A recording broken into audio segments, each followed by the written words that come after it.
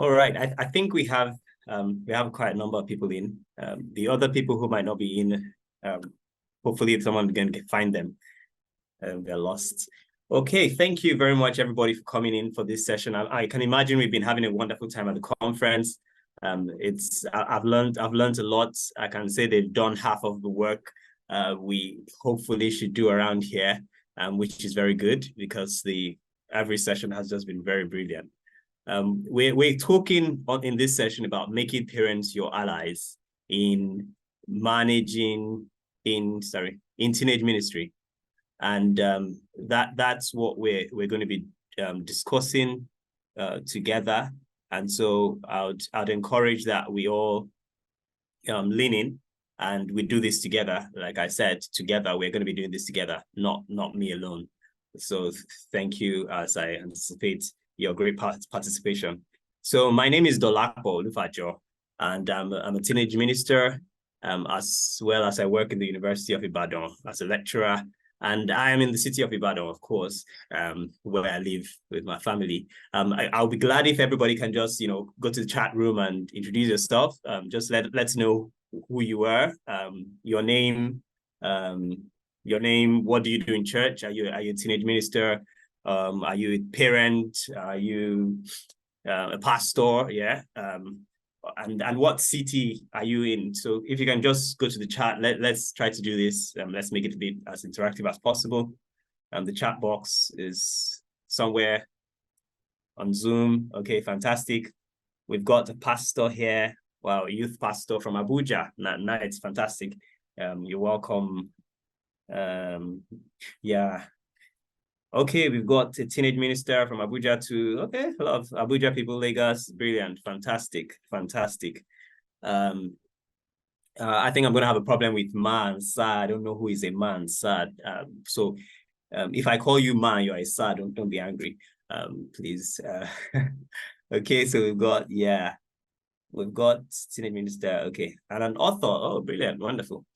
Okay, so in Lagos, we have a lot of people from Lagos and Abuja. That's wonderful. Nice to have you all around. That's good. Okay. So we're gonna swing right into the business for today, and I can see that we have a lot of teenage pastors in this meeting, and we're going to be looking at things. So we're going to try to look at things a bit from that perspective. And of course, we have a blend of other people, and they'll be able to help us to balance things up in our conversations. As has been said earlier, if you have any contributions you want to add, you can just raise your hand in the reactions part of the screen of the Zoom thing, and we'll get you to unmute yourself and actually talk, or you can just type in the chat box as we go along. Okay. So this is about the agenda of what we're going to be talking about. We're going to look at the aim of this meeting in a bit, and then do first things first. What's the big deal? Then look at a few practical tips, and we conclude. So pretty sharp. We'll be out of here in a bit, of course. Okay, so what's the aim of this group? So the aim is to prompt us to rethink our approach to teenage ministry, for more effective partnership between parents and teachers. The whole idea is to see how parents and teachers can actually partner together more effectively, and that's what we're going to be doing. So first things first, like has been said, God has given parents the primary role of disciplining in their children as followers of Jesus, and this is something we need to agree on. This is the first grand concept we need to be able to ascertain. It's written throughout scriptures. Deuteronomy talks about how you write those things on the doorpost and put it right there, and when the children ask the parents, they're going to be able to give an answer. This is how we were. It's that role where parents, Proverbs was saying, train up your child in the way he should grow. When it grows up, he will not depart from it. It's the parents actually training their children in the way of God, and that's the expectation of God for every one of us as believers. Okay, and so many of us as believers tend to agree with this, obviously, because it's scriptural. But now when it comes to the practical implementation, especially for ministers, we begin to find it a bit difficult to marry the two. And so it's very important that we recognize the fact that parents and teenage leaders have to be in synergy. We are on the same team. We're doing this thing together. We're trying to meet this aim. We're trying to meet these children and get them, to where God wants them to be. We're trying to deliver this message onto them appropriately. And if we do this well and find ourselves on the same team properly, we'll be able to, put forces together and achieve the aim of getting these teenagers to be the people God wants them to be. As a matter of fact, as teachers or ministers, as we may call ourselves, we can actually have the parents being our greatest fans if they're appropriate allies, and it just makes the whole ministry we do on Sunday and whenever we have contact with these teenagers, a pleasant experience. So what's the big deal? Why do we need to make parents our allies? And that's the first question I'm going to actually throw back to us. Why is this a whole thing? What do we think? Can I have people lend some thoughts to it? What's the big deal of this group? Why are we really here? I'm tempted to call names if nobody's actually raising their hands. I'm just gonna have to pop some names. Okay, I see a hand there, but fantastic. All right, good day, everyone. Yes, it's sir. a pleasure being on this platform. I really have, it's been quite insightful. It's been a very wonderful experience since we started. All right, so going straight to the question, I think the most important reason why we need to be allies is primarily for effective ministry. We must not lose sight of the fact that we're all ministers. God has called us, into this ministry of raising the next generation. And, if we don't see ourselves working together as a team, it will, to a very large extent, impede our ability to be able to effectively minister. Just like the facilitators that spoke earlier opined, we need to understand that it has to be collaborative in the sense that whatever they do at home is reinforced by what we teach in church, or whenever we have the opportunity and the privilege of impact, because like if what we're doing is at cross purposes, at the end of the day, will create a scenario of where one is building or planting and the other is uprooting. So we must ensure that there's that synergy where the Bible says Paul plants, Apollos waters, and then God gives the increase. So it's important to understand that we all have our roles. The truth about it is, of course, that with the experience that I'm sure a lot of us would also allude to, is the fact that we all have different roles, and each of these roles are distinct and unique in themselves. And that's why if we have a synergy, it will help us to consistently watch through the process and then be able to help to continue the building processes. I mean, like, what's like when in the building industry, for example, I mean, there's a part for the architects, there's a part for the masons, there's a part for the plumbing, there's a part for the electrical. But at the end of the day, everyone is working towards building a house that is solid and that is livable. So everyone must understand what their distinct roles are and be able Very to, useful thoughts. yeah. Yes. Thanks, Oladiton. And that's very nice. I was particularly excited when he said one can be building and another tearing down if the synergy is not there, and that's just one very important bottom line truth. I could see that Wumi also dropped some thoughts, and she said they're the first contact. They have the first contact with these children, and of course a constant force in their lives. And these are also very true things, which some people have already pointed out. in the chat box and things like that. Yeah, and that's just very, very fantastic. So I think we've got already good thoughts, and I imagine that even those who haven't spoken, if we give more time, we'll have more people have more things to add on to that. Thank you so much. So I put a few things, just a bit of summarize a couple of things that people have said so far, and we'll just discuss it. Talking about time, how many minutes do we really get to have with these teenagers? As ministers with them, they're actually with their parents most of the time. I was going to do a calculation, which I forgot. I said I was going to calculate how many hours we have in a week, and then how many contact hours do we actually have with these ones.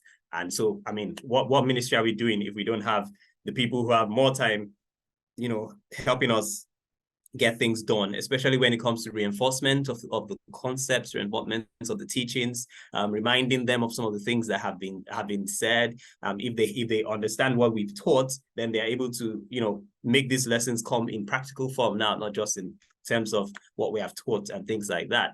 Of course, even like one of the pastors was saying, if the parents know exactly what we've said, or we're doing, then they give us the support we need. They give the children the support. I can just imagine we're doing a Bible plan, for example, with a child, and it's supposed to make sense and it's good. And the parent sees that child doing something and is wondering, hey, what's happening? Why are you not reading your books? I mean, that kind of discouragement could just, scatter the whole thing. But if we have them, as our allies, then they know exactly what's happening. They're able to encourage them. They're able to understand, what we're trying to do, what we're aiming at, and things like that. And it just makes a whole lot of sense. And I think somebody was saying that again on the chat box about the fact that the parents are influencers. They're the greatest influencers of their children, no matter what, whether it's good or bad. Parents are the greatest influencers. Naturally, the children first saw them and first had them as role models. That's why we always speak more like our parents, where we come from, and things like that, and so on and things and so on and so forth. So there's that influence which is fundamental, and so we can't skip that process. We just need to, leverage on that process to get our work done a lot better. So I think those are just to summarize some of the things we've said, which are very very useful. I could see that Debola said they make our job easier if they are partners with us.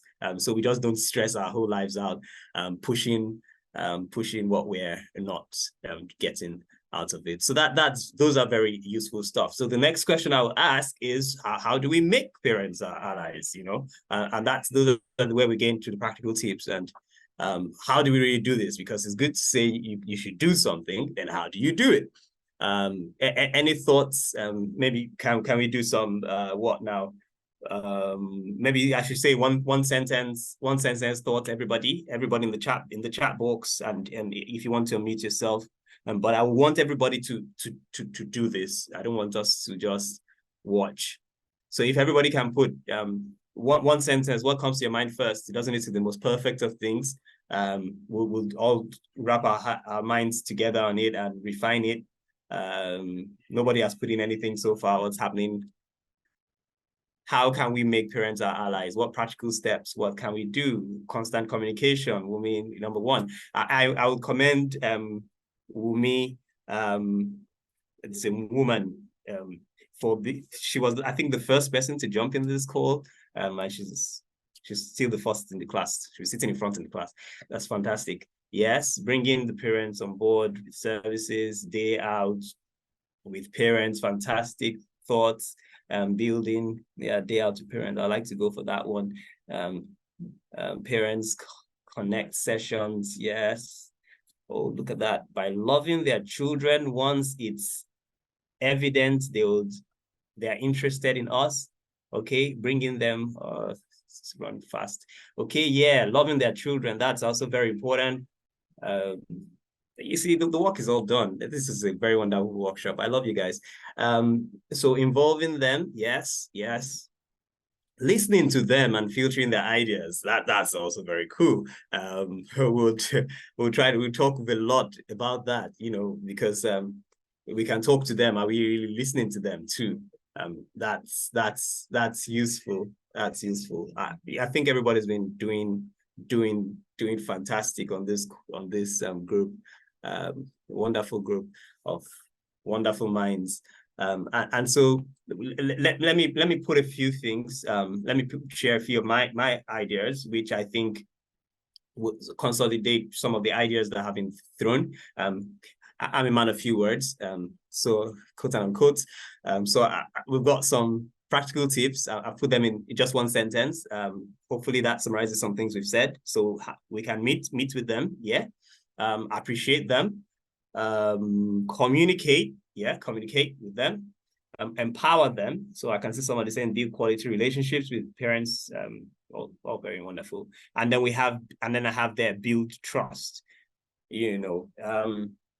And these are all just one now this one word at verbs as to what we can do as practical tips for this if we agree with me, yeah. And so maybe my next question, and maybe I'm a good questioner, the one what sort of resource person is just asking questions, is where do we start from? Okay, where do we actually start from? So if we say we need to do some of these things, where do we suggest we start from? Anybody, if you want to talk at this time, I prefer that we have people talk. Where do you think we should start from? Do we start from meeting with them or to communicate? Where do we start from? We're trying to make parents our allies. Where do you think we should start from? Anybody? Any hand? I can't say hand. Our yellow hands. Nobody's putting up a hand. Okay, I think we're thinking about it carefully. Okay, Wumi's hand is up. Okay. Yeah. Hi, good afternoon. Okay, so I feel meeting first will be that should be the first point of contact. Then after meeting, they can then take it off from there, communicate. But then there should be a need to meet. They need to rub mind. Okay. Yeah, Good suggestion. The next hand, yeah.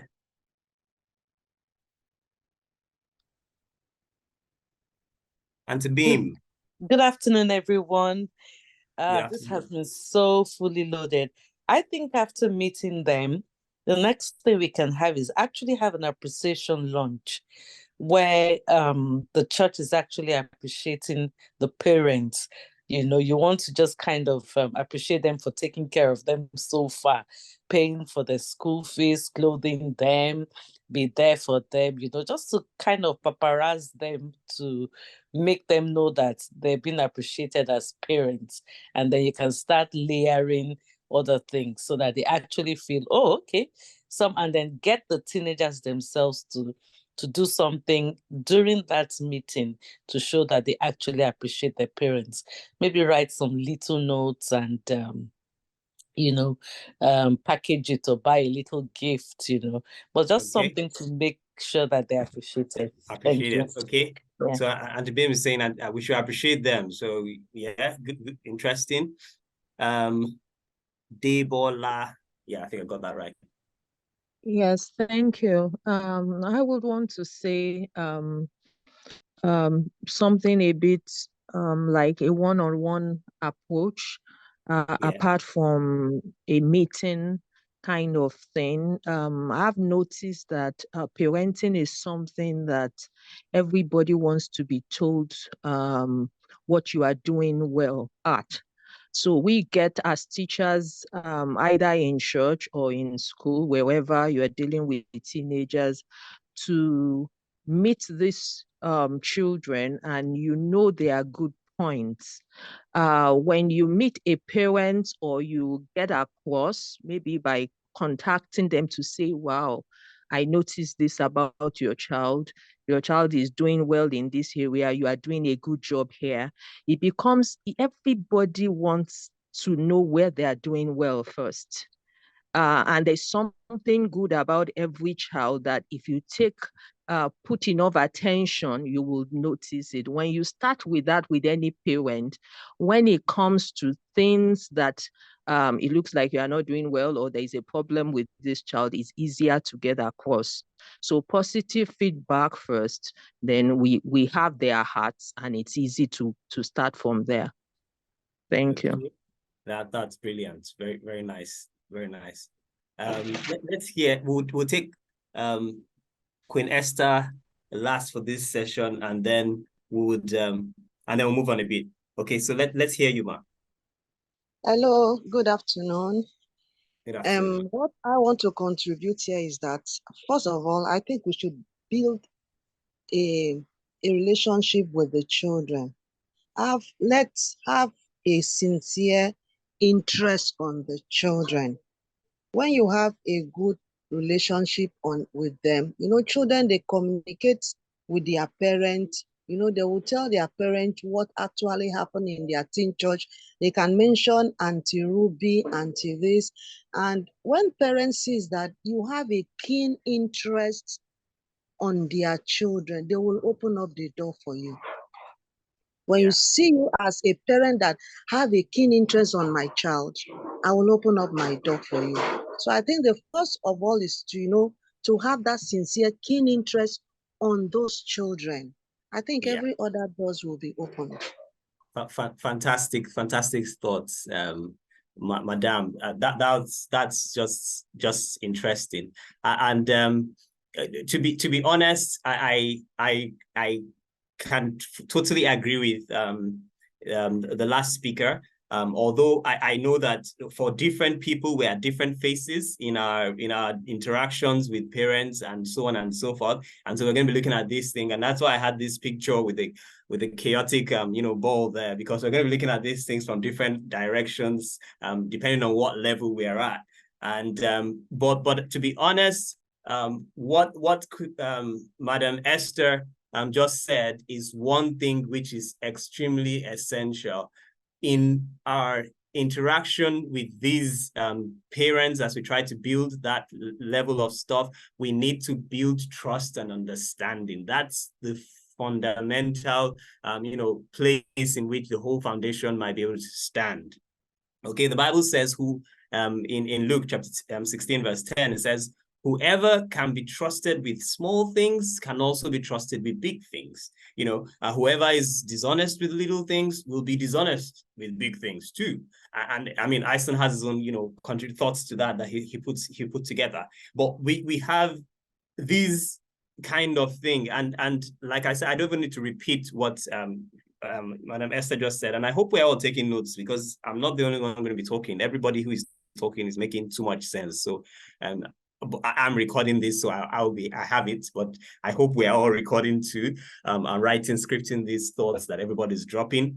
I think one of the best things we need to think about is even starting with the teenagers or the people we have contact with. Are we able to build trust and relationship with them? Are we able to show that we actually care for them and love them? That kind of thing makes parents feel a lot more comfortable, and then by the time you're able to draw closer to them, or by the time you fix the meeting or something like that, they're excited to meet you. I met a parent a few weeks ago, just shortly after ASU strike and all, and for the first time I hadn't even met her because her daughter is in a boarding house, and the woman literally jumped off her seat and started talking to me, oh, you're the teacher, my daughter has been telling me about you, and started telling me things that even embarrassed the child. Like she didn't, all the form as teenagers. And then the mom is saying, they so enjoy your class, they do this and things like that. And that was a woman I've never met before, but she has gotten a full download of my class in, a woman that's not in my church, and she has a full download. She doesn't even live in Ibadan. So we need to think that this building trust really starts from our classrooms with these teenagers, and how we do things. So in terms of building trust, how we can build trust, I'm just going to throw a few words. I know we have a long way to go, so that's why I'm a bit fast, and I hope I'm not speaking too fast. I tend to speak fast, okay. But I think people are following them, the smartest group. Okay, so one of the ways we can actually build trust, we think about maintaining integrity. We need to Okay, thank you. We need to be able to maintain integrity. If you tell parents that I'm bringing your children at this time, let them know that you're bringing the children at this time, or we are meeting at this time. Let them come and meet you there, waiting for the children. Not that when you say something, another thing happens. You promise one thing, you disappoint, and so on and so forth. That way, you're setting a bad precedent for yourself, and you can't get them to want to form partnership with a faulty party. And one last thing is, when you on our integrity, is when we even have faults, we need to acknowledge the faults. Once we can acknowledge our faults, it also builds our integrity. It shows this person is mindful and responsible enough to actually say, I know I was wrong with this, or I apologize for being late, or things like that. Another one I'll point out straight away is we need to set clear boundaries. So everybody wants some level of confidentiality. Everybody wants to be sure that the person I'm talking to is not throwing out the whole information on the broadcast channel and things like that, or the person can handle sensitive issues and information appropriately. And so we need to be able to set some of these boundaries, and that implies when we're talking with A, we're not sharing information about B that's similarly private and things like that. We need to know how to do some of these balances. Even between parents and children, we need to make parents understand that, look, for one-on-one conversations with your child in terms of a counseling session, I might not be able to give you the full details, And so when parents realize, okay, this person has some discrete level of behavior and things like that, they feel a bit warmer to come closer to that teacher, and are able to, interact a bit deeper on issues and work together as a team. Okay. Continuing on that, we'll talk about collaborating on goals, another way to build trust. Why don't we think about how to establish, how to go on certain goals? We have some things that the parents are looking at, and we help them. We join them with those goals, and we work together to accomplish them. It starts as simple as, one very common one we all maybe hopefully have done, especially with children, maybe memory verses, for example. You have a memory verse. You're teaching, you throw the ball, at the parents too, and you work together to achieve the aim. It comes out as a success. That way, you're already building your team. You are becoming, oh yeah, we are working together. They have an understanding of what you expect, and things like that. And another one will be celebrate success. So everybody, like somebody has already said already, everybody wants to be celebrated. Everybody feels that something is good comes out. And if you can celebrate success, no matter how small, a child is graduating and you throw a graduation you give the child a gift, no matter how small, it goes back to the parents, and that feedback makes the parents know that this person really cares genuinely for my children. It's not that this person is just the teacher, but this person is actually thoughtful. This person came for my son's biggest game, is celebrating him too. Oh, this happened. You call on a birthday, there are so many different things that we can do that give the parents a bit of an assurance that these people actually genuinely love the children and have an interest for the children. And so, of course, I would also want to work with this person. And last but not the least, because I can't exhaust all the ways to build trust, will be, of course, we need to be able to respect differences. So we all come from different cultures. We have different backgrounds. We have different values. We need to be able to respect the differences and understand, make them know that, oh, well, yeah, that's your thoughts, but this is mine. Well, and so on and so forth. The more we're able to do some of those kind of things and pipe down on certain, things that we stand for, just to make them know that we actually understand that they are the parents, they are the primary, and so on and so forth. The more it's going to help, with building, drawing them closer, and we have a mutual respect, understanding one with another. And the slides are going to be available or something, I don't know. But the recording, everything is going to be available. So I can see that question is coming up again. So that's why I'm responding publicly. Okay. But of course, not some beautiful thoughts that will come from other people might not be on the slides. So let's still keep taking notes. Okay. So we need to all, be very deliberate about some of these things. And, the picture there we have on the board says, imagine the teen's teacher comes for a dinner, whatever, or something, the child is graduating and the teacher comes by. The parents are getting to meet that teacher and know, oh, this is my teacher, this is the person, and this person really cares, this person came for that. And that support, builds a proper trust system that can elevate the stuff. Steve Covey, we know Steve Covey, great author. It says, trust is the glue of life. It's a most essential ingredient in effective communication. It's the foundational principle that holds all relationships. And that's true. Okay, another one which we've already established is communicate with them. So we communicate regularly and openly. Yeah, that's very essential. I was going to ask us, how can we communicate regularly and openly? But let me change the question to, how have we, in any form, anybody who's a teenage teacher, how have we been able to establish a regular and open communication with parents in our churches? Anybody want to share examples? That would really help us. Okay. Anybody that's communicating with parents regularly, openly, one or the other? Nobody?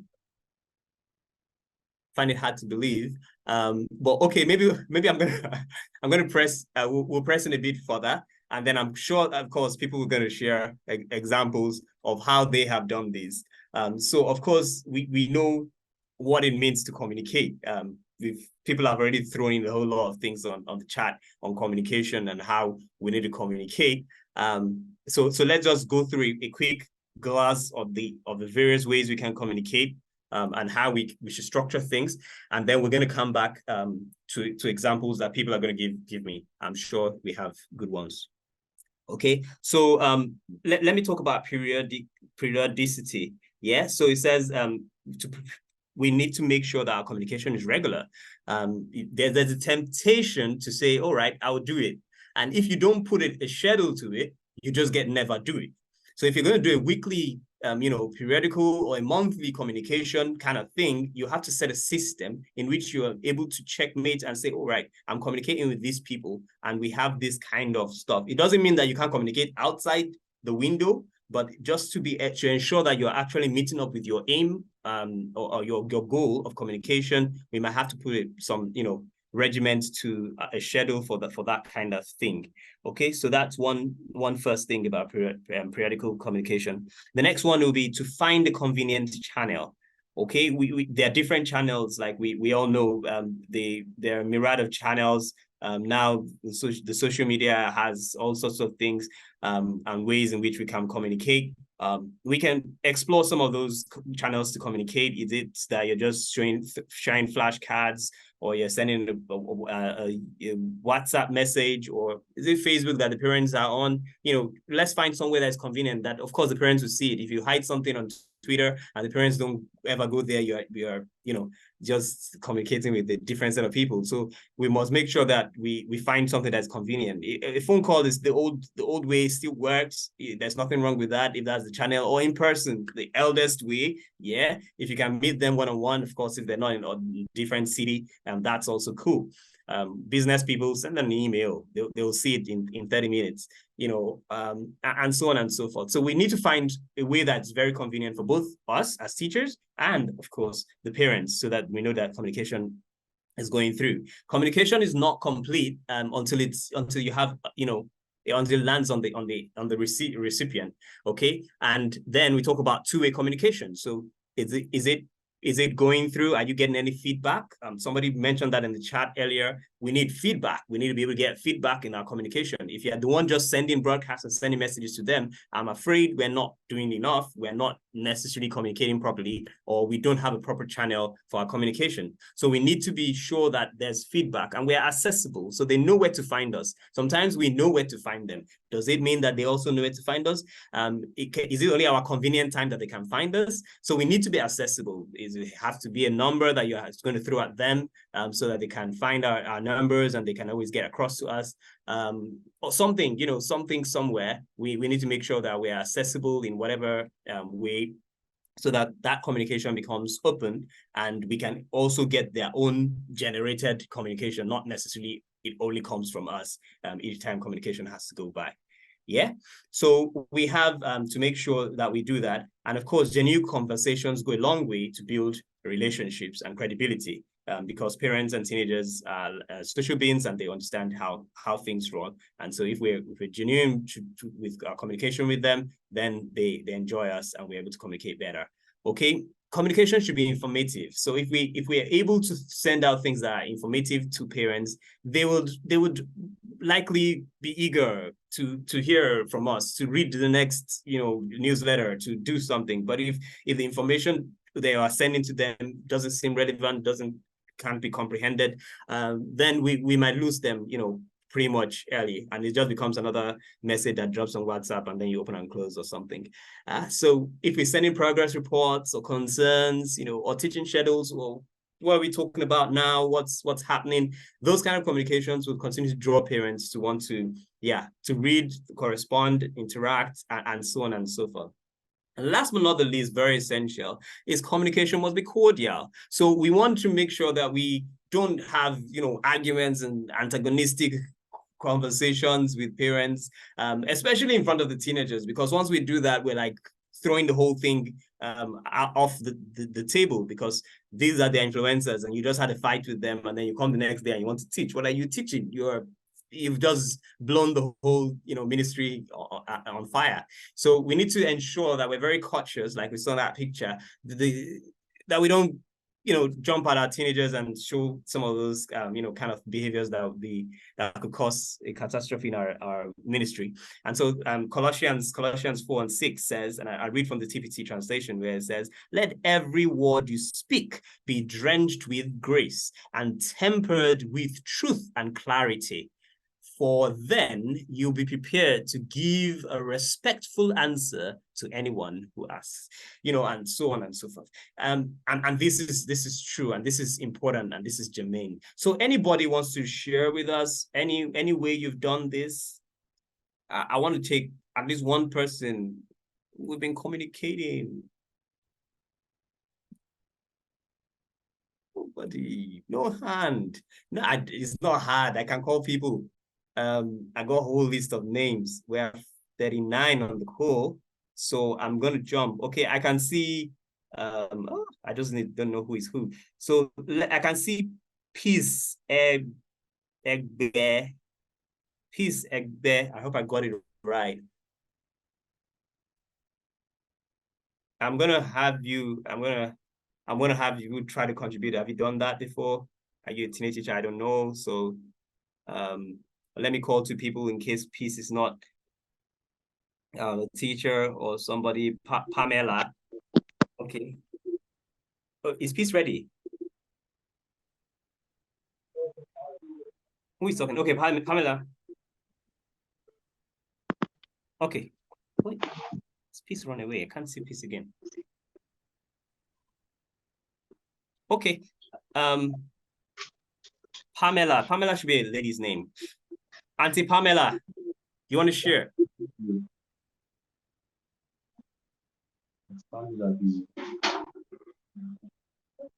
Okay.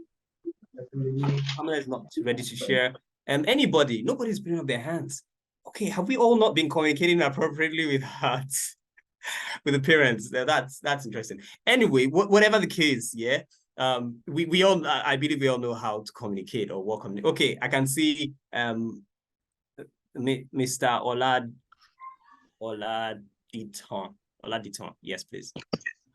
All right. So what we do in our church is we came up with a program, and it's Parents Connect, and the whole idea is just to bridge the gap that exists, and that's the gap of communication. So what that affords us is an avenue where we kind of like debrief, and then of course use that opportunity to present some of our challenges, especially as it relates to the young people, and then also get feedbacks from parents. And then because the truth is, you're able to effectively communicate if you are able to, like divulge some of the information or some of the things, pertinent things that they share with you, because what that does is, it helps to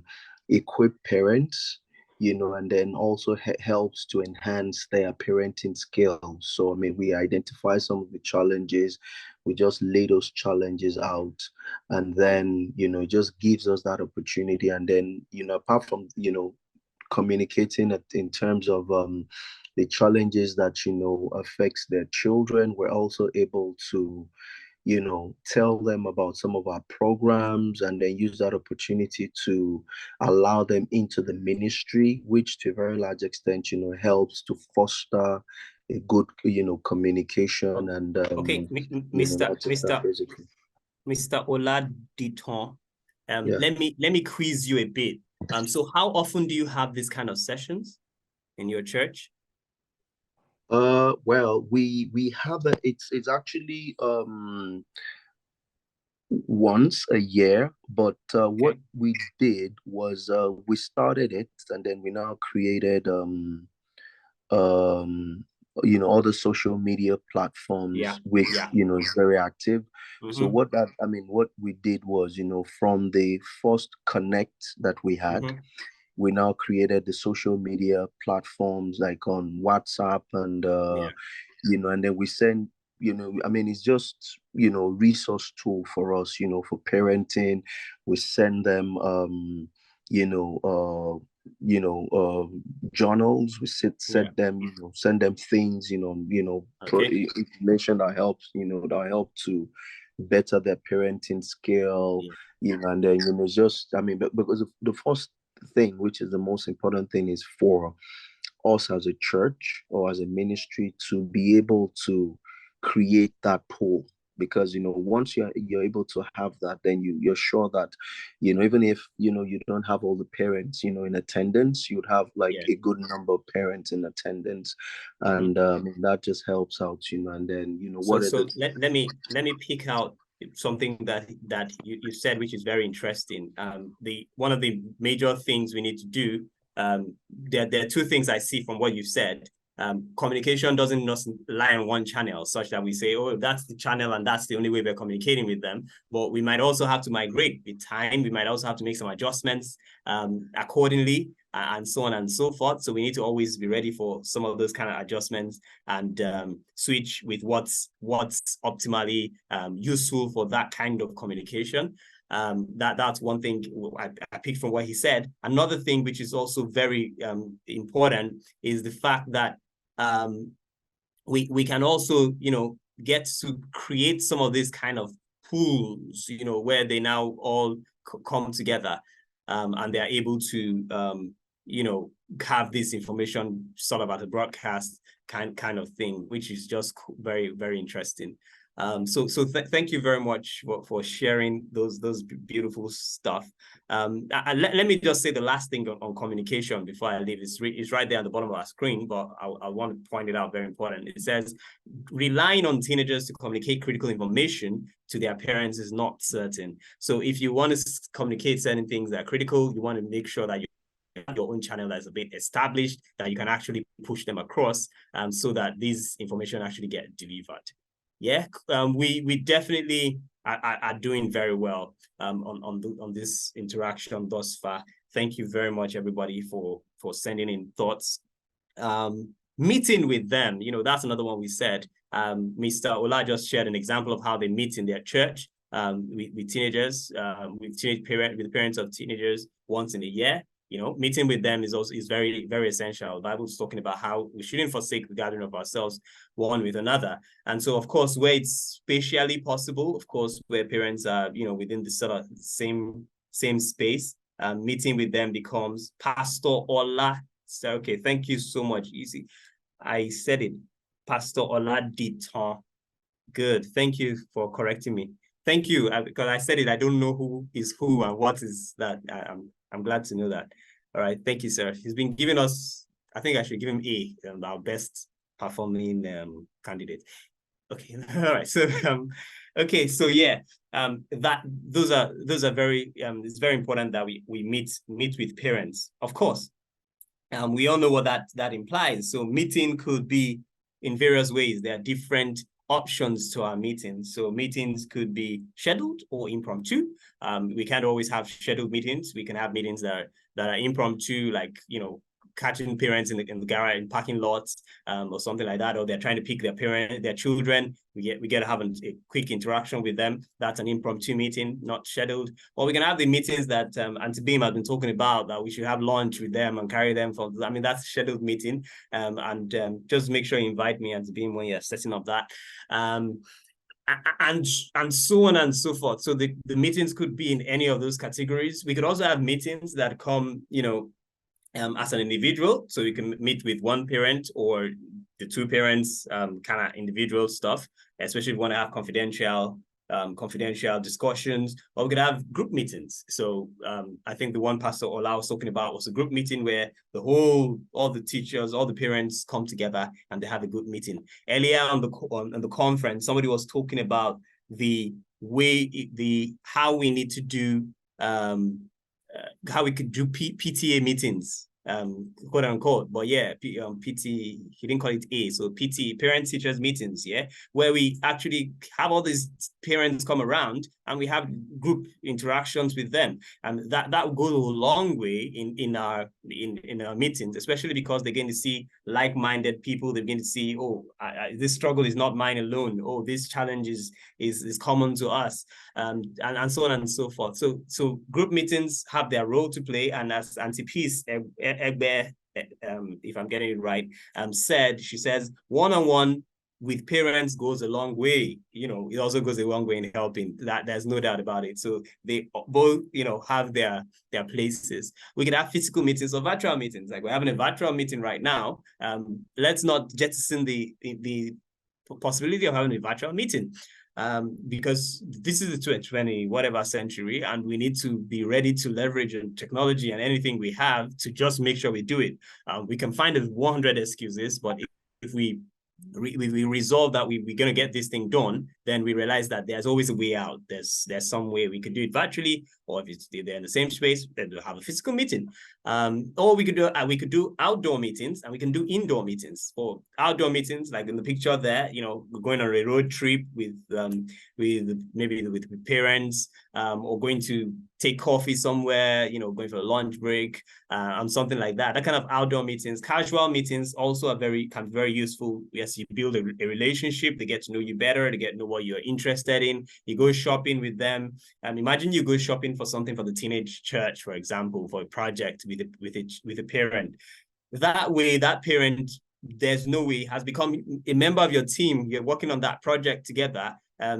But at that same time, you're able to chip in, one thing or the other. And before you know it, you have a very solid relationship with that parent, and things work. Or an indoor meeting, you want to have something a bit more formal. You want to discuss some papers, performance of the team and something like that. You might want to have an informal meeting where you're going to sit down. I must say that in our meeting with parents, we will then, to a large extent, find out even the background of these children. We get to know why is this child behaving like this? Oh, his mother is just exactly like this, and then you appreciate the child even better, but if you've never met the parents, you might just be assuming, this guy must be so naughty, or this guy is speaking slothfully and this thing, and then you meet his dad speaks just exactly that way. It's, oh wow, it's genetic. Oh, this guy is not being disrespectful. This guy is, and so on and so forth. So getting to meet parents, somebody says getting parents to dedicate time has been very frustrating, and that is true, and that's where virtual meetings might become very useful. If they can't come physically for a meeting, then okay, when can we do it virtually? And so on and so forth. Or if it's becoming too difficult to channel, because most of the time we'll be channeling some of these communications perhaps through the children, and the parents will be like, oh, this doesn't make whatever, but if we channel them through the pastors, which is something we've been talking about earlier in the class, we channel it through the pastors, and the pastor says, oh, this is what you should do, every parent. Then the parents begin to think, oh, okay, pastor says we should do it. hopefully they respect the pastor. That way it trickles down, and then you're able to have these, meetings as we desire them. So it's everybody working together to make this team make sense. That's just, I feel, the way we need to go, about it. Okay. Little quotes we have down there. I'm going to skip the quotes. But I think everybody has been, thanks. Anybody, if you have any thoughts, drop it on the chat. I keep peeping at the chat, so don't worry. I'm peeping. And if you want to say something, you can feel free to raise your hand on some of these things, so that I don't do all the talking. Okay, I'm just here to moderate and share a few thoughts. But I know you have more experience and this thing. I was so excited that when we started the introduction, some people with 38 years experience, when I was still in nursery school, some people with, so okay. So okay, and let me drop this, which is another important thought, which the Bible says iron sharpens iron. So one person sharpens another. When we get to have parents meet together, or meet with when we get to meet parents, or we have them meet together with one another, then we can connect parents to other parents. Then we start seeing how that we can find just how we connect weak children to strong children to form our teams in our classes. We can also connect weak parents or parents who have the struggle with his parent who has overcome this phase. I put the word selectively there very purposely, because if you connect two parents that are in a civil struggle, or two parents that are given tough time or haven't gotten stuff together, you might just be building an army of rebellion for yourself. But you want to connect people who have gotten this understanding, and people who are still getting it, or people who their children are both writing this exam or going through a particular phase, and complement each other to get the work done. Then it could just form some level of encouragement for them, and even beyond what you have. Like some people say, you can't feel my pain, you've never gone through it. But if they find somebody who is going through it, then it sounds and feels a lot better. Somebody is also dropping in the chat now. I'll try to read this. It says, we can organize a program alongside the church and have film show that involves parents and teenagers. Another brilliant one. Yeah. So, I mean, the parents come, the teenagers come, they watch it together. That's also very good. And that way, it's, we've been have one little conversation here, conversation there. And in a bid to meet with them, because that's our own focus, to try to form some synergy with the parents, we're also allowing them to form some bonds with their teenagers, which is very key. And which is more like the next topic where we wanted to talk about. So empowering parents to connect with their families around God's word. That's another very important one. We have that role in our making parents our allies, to make parents also have that ability to connect with their families around God's word. If parents are able to connect with their teenagers, that will help. And so we need to help them to do it, because a couple of parents, like has been seen, if we check resources everywhere, there are so many resources for children, toddlers, raising children, and so on and so forth. By the time they start getting to teenage age, we find scarcer resources. And in some climes, it looks like, oh, they're getting independent. But unfortunately for them, to be honest, teenagers are like the most confused set of people. They're at that age where everything is happening, and they're wondering, oh, what's really happening, and why is my body changing, and what is this, and who is this guy? And they're beginning to see people as people, and not just as and so there's so much dynamics, and they need more help than even, and they begin to start thinking they're adults because they're going to beat up beards. So these are the problem people to a large extent. And so we need to, at this point, reinforce a whole lot of efforts on them. And so empowering parents to be able to do some of these things, these ones who are not ready to listen to them anymore and think they know everything because they're in just 3 or something. We need to, take some deliberate effort. So how do we do this? I'm gonna run through a few thoughts, and then I'm gonna have us share how else and some other resources and things like that, because I know there are so much buried. resources in the hearts of each and everyone on this call. So the parents should be encouraged, like I said, to have conversations with their teenagers. And so one of the ways we can do this is by, so I'll just start with the first empowerment concept. Let's give them a list of ideas. Somebody said it earlier in the chat, I can't remember, about, having them go out for something. If you have parents go on a trip together with their children, have parents, have some bonding sessions with their children in one way or the other. We might just need to draw out a list. Think about the parents, think about their budget, think about things, and give them something like that as an aid. For them, hopefully something not too intimidating, just for them to be able to relate with their teenagers. You can invite them to, like I said earlier, to volunteer on something, on a little project. Just realize, oh, this guy man might have this, skill that might be useful, or maybe he's even he's a theater arts major or something. Invite him to come around to join on a production for a Christmas event, and there you're connecting. There he's doing his passion, he's doing his thing, and he's helping out on something. You want to do something food, and this woman who loves food, and not to eat the food, but like make the food, and you get her on board, and things work out faster. And so we can get them, to do stuff that will involve their teenagers too. And so working together, everybody doing it, we're able to empower them, and then they form that relationship, having worked together, and get some things done. Okay, another one would be to share useful resources. We might want to share useful resources with them. Pastor Oladiton was saying earlier about how he was sharing how they send helpful resources on the WhatsApp group. If we have that system where we're able to share resources with parents, a few things. Okay, we think about it this way: you do a lesson with your class, and you give parents some useful questions that relate to the lesson. So the parents are asking, they weren't in the lesson, but they're asking, brilliant questions around the lesson with their teenagers. Then the teenager is, oh, my dad seems to Jassy, and things like that, and they're able to flow.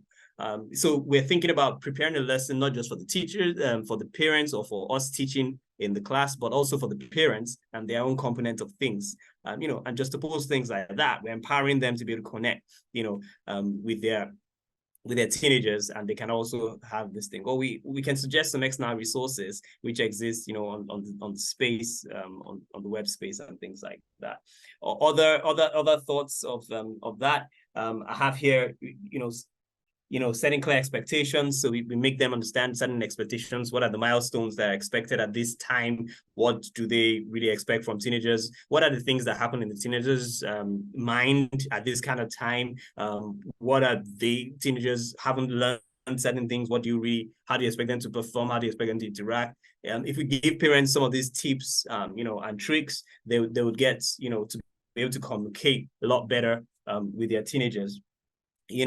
And last one on this before I open the door again for a lot of conversations. And I this time around, I'm going to pinch people to talk, will be to collaborate with them in solving problems. So we can collaborate with parents in solving problems, get them to solve a particular problem, they're solving a problem, and we get to collaborate with them so that we join in the team, and then with the teenagers, we're able to deal with some of these things. The children are running through identity crisis. We work with them, we solve that problem. We're doing it with the parents, so helping their hands, because of course, like we said, it's their primary responsibility. So we're holding their hands to handle some of these kind of things, and that shapes out, and it works. And we don't take the shine, and this is very important. I mentioned that because sometimes it looks like we take over, we are the ones in charge. We should remember that these teenagers need to be able to trust their parents. They need to be able to love their parents. They need to be able to regard their parents, because these are their people.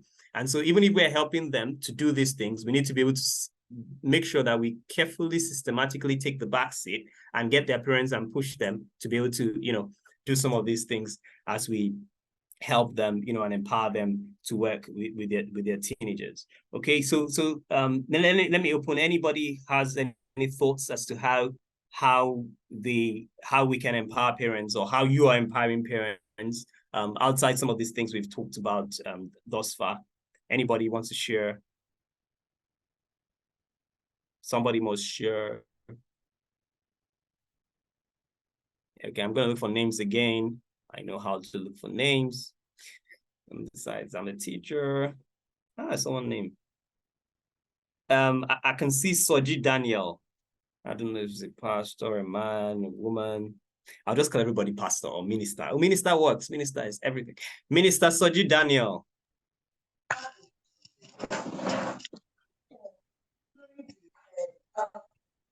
And based on this, we can just learn. Pretty far okay, from praise God. Oh, okay. Yes, sir. Oh, sorry, I was in. My wife too is attending another breakout session, so I had to step out from where she is. Yeah, it's fine. Empowering.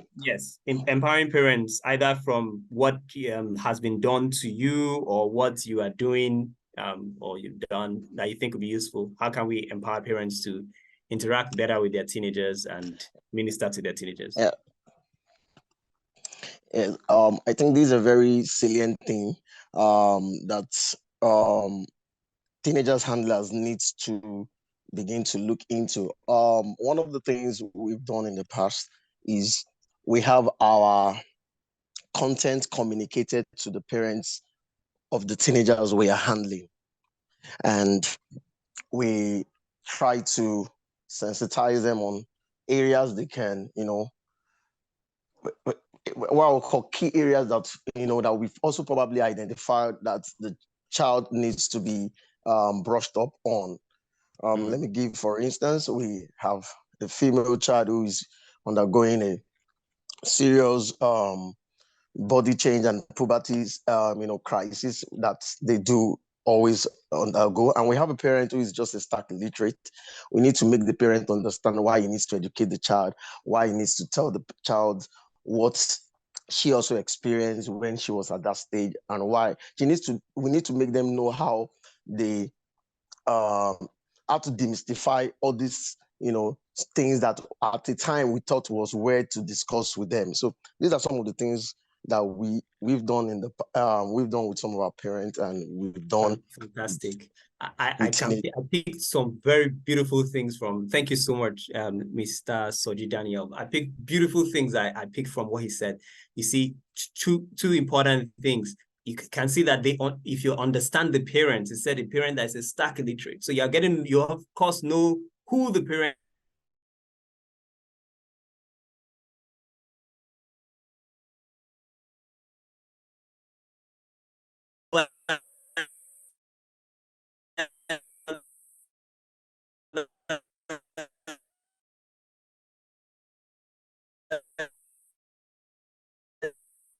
Have a clue, so if we identify some of these things, that would be very useful, and then we can always throw in some thoughts to the parents and some tips that are very useful. And first he started with, I picked again, was the feedback system. So if we see something one-on-one, and we begin to see that, oh right, one-on-one, this person is having this challenge, you can now throw some of those thoughts to the parent, and just, a tip to the parent one-on-one, and that will really help. Okay, so those are very, very useful things. Like I keep saying, if we open this meeting for everybody on this call to throw in stuff, I'll just sit down on the bench and be writing, because they're good stuff. But we're going to have to run a lot faster. Our time is running very, very much. So here are a few helpful resources, external resources, I think, we can do. Someone's going to help us drop it in the chat for everybody to be able to, if you want to share Axis, we have axis.org. I find axis.org is just a wonderful site. It has so many questions, so many ideas, so many things that could really help both even teachers and the parents. If we throw it at parents, they can always get some ideas from that, cross crosswalk is also very cool. I've been using that since I was a teenager myself.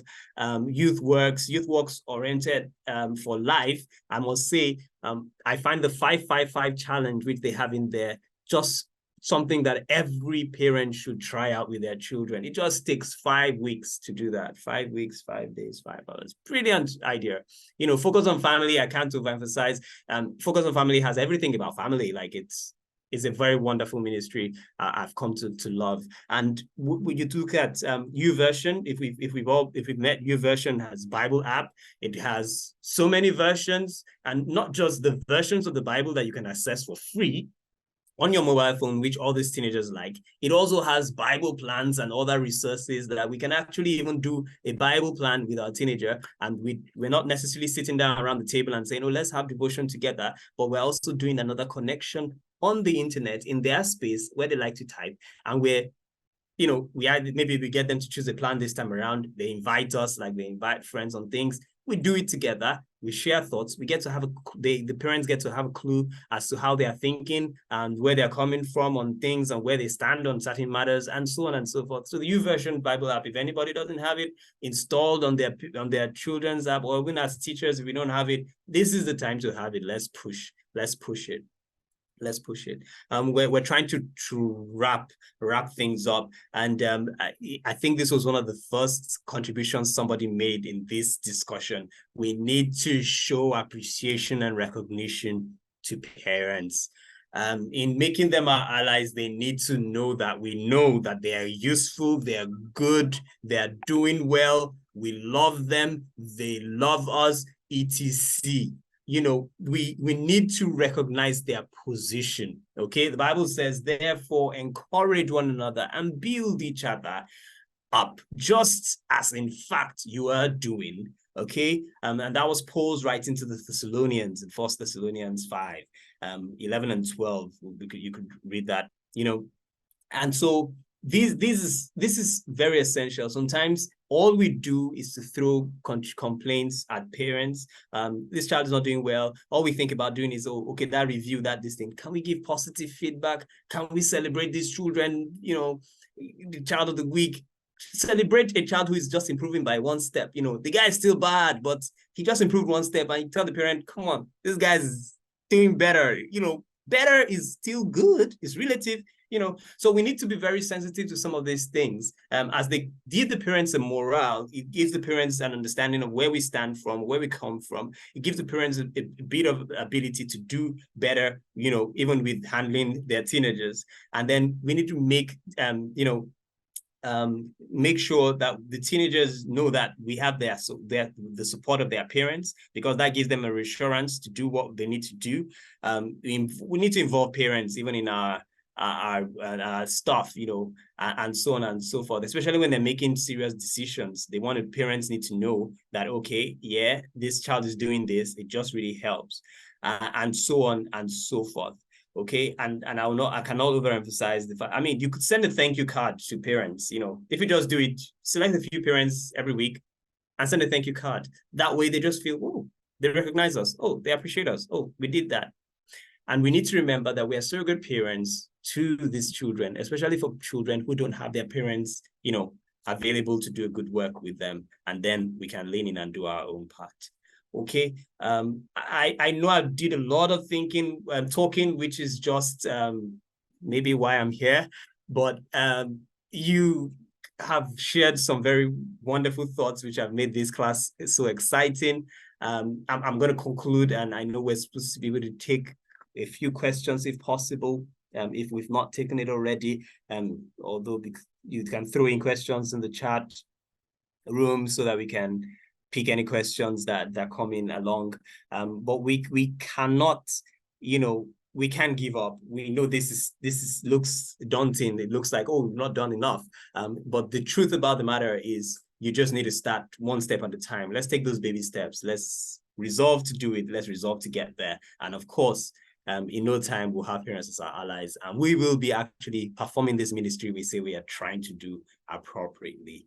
Thank you very much, everyone, for listening. Yeah, I'm contributing, because it's not just listening. You people have taught me, you know, some brilliant stuff, and I'm so grateful. Any thoughts? The only question I keep seeing is this PowerPoint presentation question. I think the presentation is going to be available.